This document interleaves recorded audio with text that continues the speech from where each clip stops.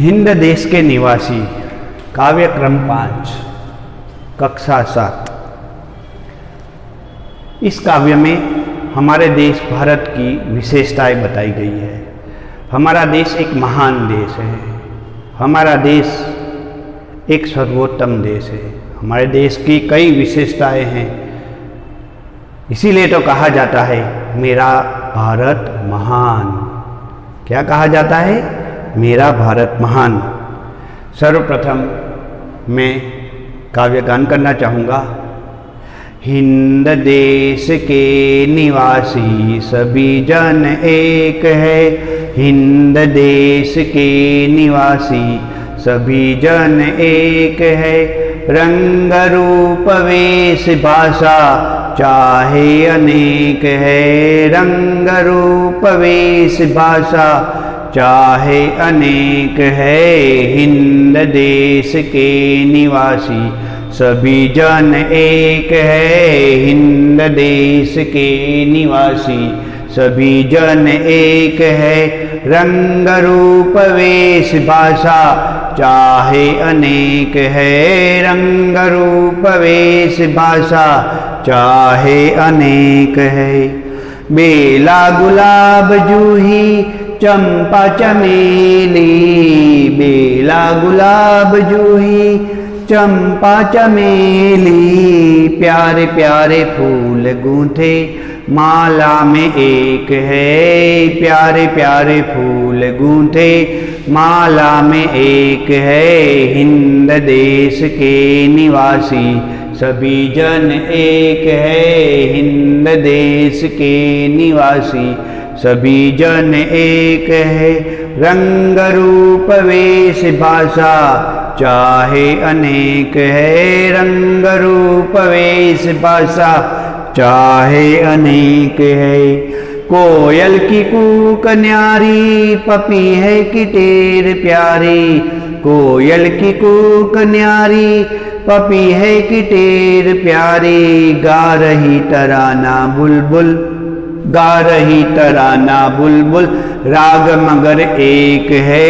हिंद देश के निवासी सभी जन एक है। हिंद देश के निवासी सभी जन एक है। रंग रूप वेश भाषा चाहे अनेक है। रंग रूप वेश भाषा चाहे अनेक है। गंगा यमुना ब्रह्मपुत्र कृष्णा कावेरी।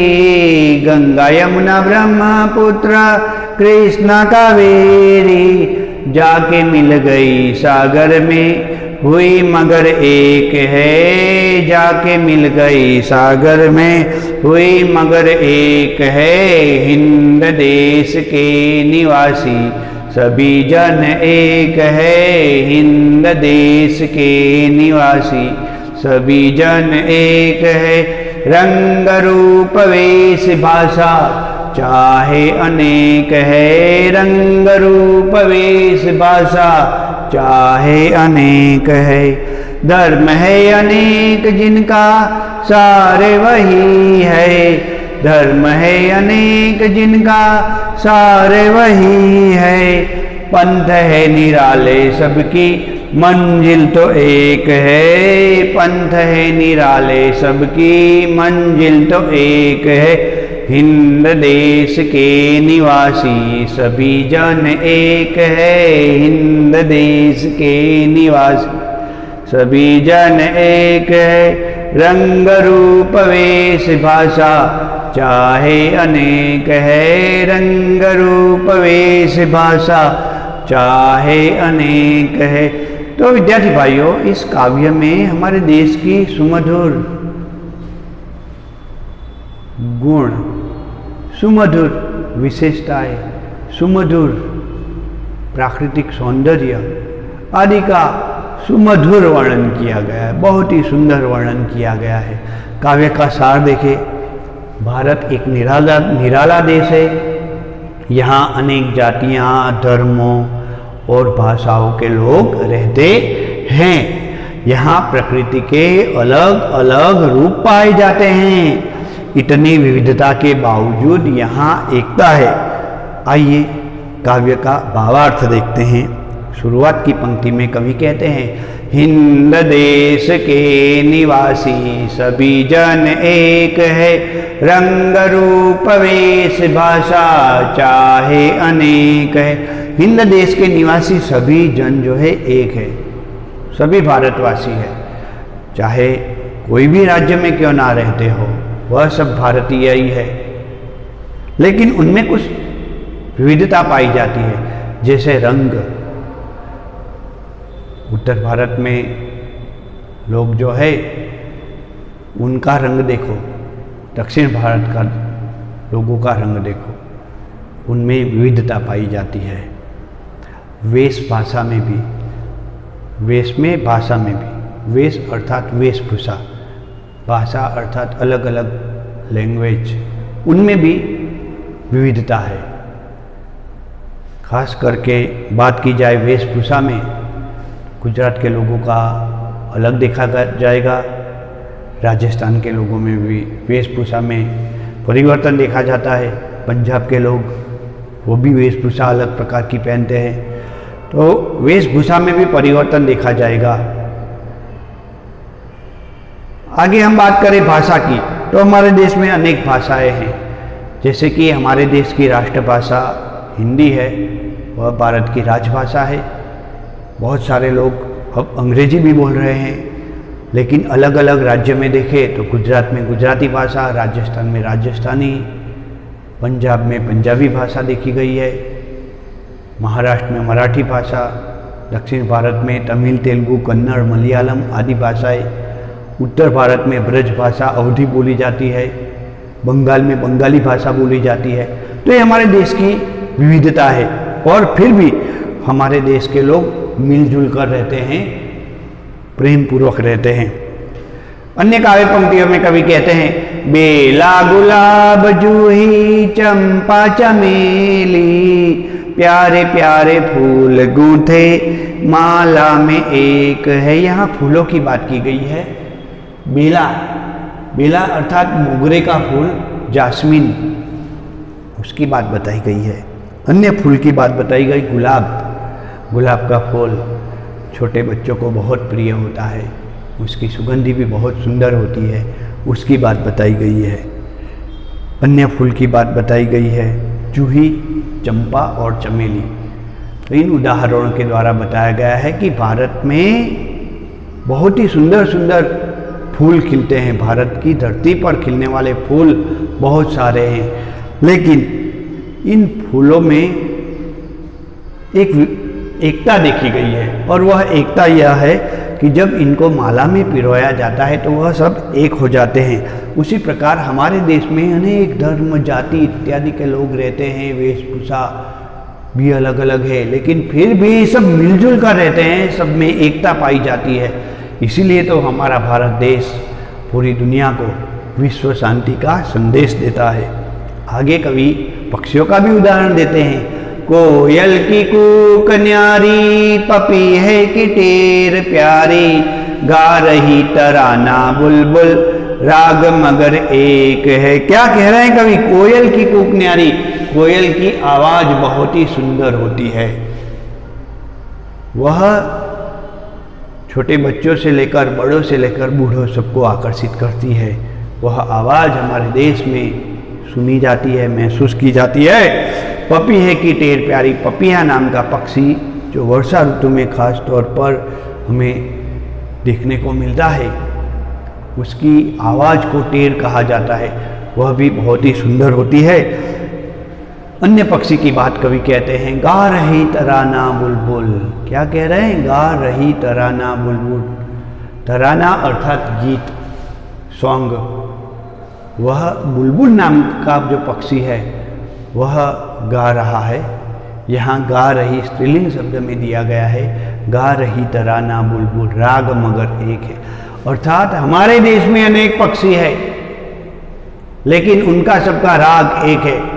उसी प्रकार हमारे देश में अनेक लोग हैं, लेकिन उनके विचार एक देश जैसे है, और उन विचारों के कारण हमारे देश में शांति है, हमारे देश में अमन है। आगे हमारे देश की विशेषता बताते हुए नदियों की बात करते हैं। कवि कहते हैं, गंगा यमुना ब्रह्मपुत्रा कृष्णा कावेरी जाके मिल गई सागर में हुई सब। तो यहाँ पे कह रहे हैं कि हमारे देश में कई नदियां हैं, गंगा यमुना कृष्णा कावेरी नर्मदा आदि कितनी सारी नदियां हैं। वो श्लोक आपने सुना होगा, गंगे से हमने सेवम गोदावरी सरस्वती नर्मदे सिंधु कावेरी प्रसन्नो भव सर्वदा। हमारे देश में इतनी सारी नदियां हैं, लेकिन वह सब नदी जो है वह अंततः सागर में जाकर के मिलती है। गंगा की बात की जाए, बड़ी पवित्र नदी है। गंगा का महत्व हमारे देश में बहुत ही अधिक मात्रा में है। राजा सगर तथा सगर के वंशज बहुत घोर तपस्या करके देवलोक से मानो गंगा को इस धरती पर लेकर आए थे। उनके वंशज राजा भगीरथ गंगा को लाए थे, इसीलिए इसे भागीरथी नदी भी कहा जाता है। नर्मदा की विशेषता भी कितनी पाई गई है। हमारे गुजरात राज्य में यह नर्मदा नदी है और भगवान भोलेनाथ का आशीर्वाद उस नदी को बहुत है, ऐसा कहते हैं। वहाँ का सामान्य पत्थर भी शिवलिंग कहलाता है। कृष्णा कावेरी ब्रह्मपुत्र नदी जो बहुत ही बड़ी नदी है, वह भी बहुत ही अच्छी नदी मानी गई है। तो बहुत सारी नदियां होने के बावजूद वह सागर को जाकर के मिलती है।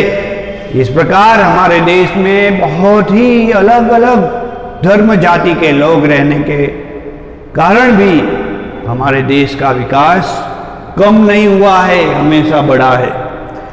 धर्म की बात कभी करते हैं, धर्म है अनेक जिनका सारे वही है, पंथ है निराले सबकी मंजिल तो एक है, हिंद देश के निवासी सभी जन एक है, रंग रूप वेश भाषा चाह। तो यहाँ पे क्या कह रहे हैं कवि कि धर्म अनेक धर्म के लोग, हिंदू मुसलमान सिख ईसाई पारसी, बहुत सारे धर्म के लोग मिलजुल कर हमारे देश में रहते हैं। बौद्ध धर्म के लोग भी रहते हैं और भी कई धर्म के लोग हमारे देश में मिलजुल कर रहते हैं। लेकिन उनके धर्म का एक ही सार है कि मिलजुल कर रहो, प्रेम पूर्वक रहो। पंथ है निराले। भारत में अनेक धर्म के साथ साथ धर्म में भी अलग अलग संप्रदाय और पंथ के लोग पाए गए हैं, लेकिन विविधता में एकता हमारे देश की विशेषता रही है। मंजिल तो एक है, सभी धर्मों का सार एक ही है, सभी धर्मों की मंजिल एक ही है। तो काव्य के कुछ समानार्थी शब्द देखेंगे, शब्दार्थ देखेंगे। हिंद हिंदुस्तान, भारत, इंडिया, निवासी रहने वाले लोग, जन व्यक्ति लोग, वेश पहनावा, बेला मोगरा, कूक कोयल की आवाज, न्यारी अर्थात निराली, तराना गीत, मगर परंतु लेकिन, सार तत्व, पंथ संप्रदाय, निराला भिन्न भिन्न, मंजिल ध्येय। तो इस प्रकार उद्देश्य तो एम। तो इस प्रकार विद्यार्थियों काव्य के महत्वपूर्ण पर्यायवाची शब्द और शब्दार्थ देखे, काव्य का सार देखा। इस वीडियो में बस इतना ही। दूसरे वीडियो में मैं हमारे देश की अन्य विशेषताएं तथा काव्य का स्वाध्याय तथा महत्वपूर्ण प्रश्नोत्तर लेकर उपस्थित होऊंगा। जय हिंद, जय भारत।